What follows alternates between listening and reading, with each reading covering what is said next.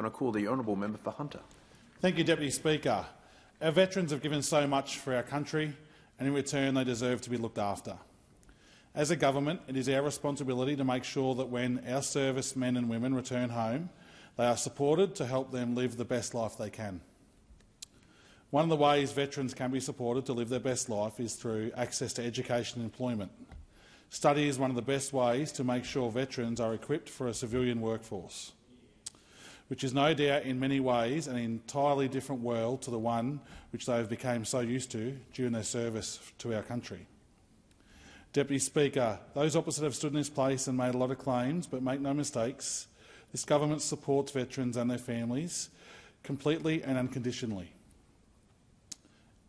In maintaining incapacity payments for veterans studying pilot program was established with the aim of encouraging veterans to undertake full-time education as part of their rehabilitation program by maintaining their incapacity payments at the level of their prior salary at 100% while participating in such full-time education to enhance their employment prospects. We did what the previous government did not do, despite saying they would, and extend this program until the 30th of June 2023. In making this extension, it was made clear that this was only until the 30th of June, and in February 2023, all pilot program participants were advised again that it would end on the 30th of June 2023. Deputy Speaker, it's very important to note that at the end of this pilot program will not affect other forms of education assistance from the Department of Veterans Affairs, and it will not prevent veterans from continuing their studies. What it will mean is after 45 weeks on the incapacity payments at 100% of their previous earnings, a veteran's incapacity payments will be decreased to 75% of their previous earnings, just as is the case for veterans not in the pilot program. Speaker, we want to help veterans and their families, but it is vital to make sure that we are providing the help that is needed and that the help that we are providing is effective and having a real impact in assisting veterans. In extending the pilot program, we are able to look at how effective it is.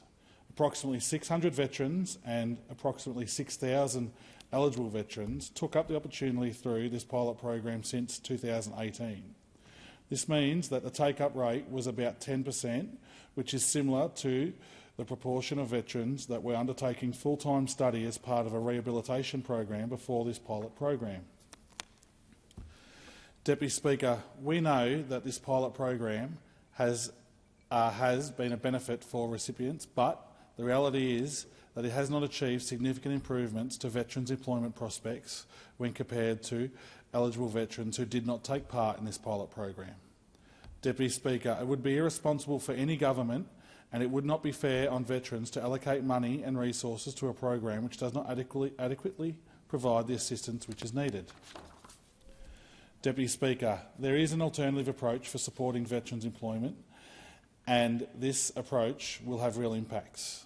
This government is committed to and funded a $24 million veteran employment program in the October budget, which seeks to build on existing initiatives to raise awareness, highlight the benefits of employing veterans and veteran families, provide support to business to attract, recruit and retain veterans, and provide support to transferred veterans' military skills and experience to the civilian workplace.